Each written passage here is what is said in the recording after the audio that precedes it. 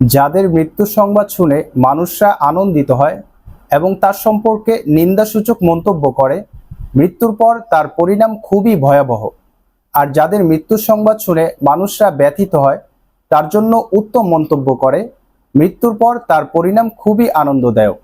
বুখারী শরীফের 1367 নম্বর হাদিস।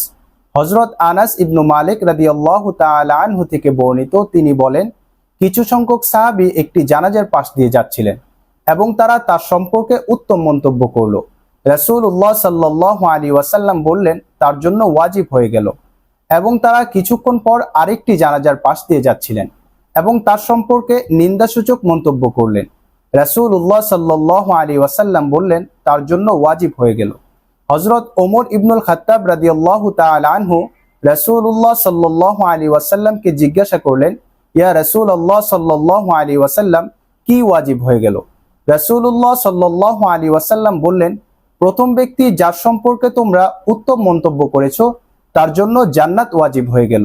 আর দ্বিতীয় ব্যক্তি যার সম্পর্কে তোমরা নিন্দাসূচক মন্তব্য করেছো তার জন্য জাহান্নাম ওয়াজিব হয়ে গেল, কেননা তোমরা তো দুনিয়াতে আল্লাহ তাআলার সাক্ষী।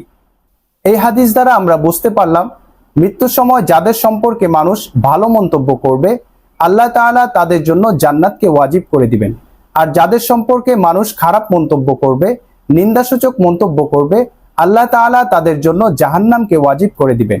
তাই দুনিয়াতে আমাদের এমন কাজ করে যাওয়া দরকার যাতে করে মৃত্যুর সময় মানুষ আমাদের সম্পর্কে ভালো মন্তব্য করে, এমন কাজ না করা যাতে করে মানুষরা আমাদের সম্পর্কে খারাপ মন্তব্য করে।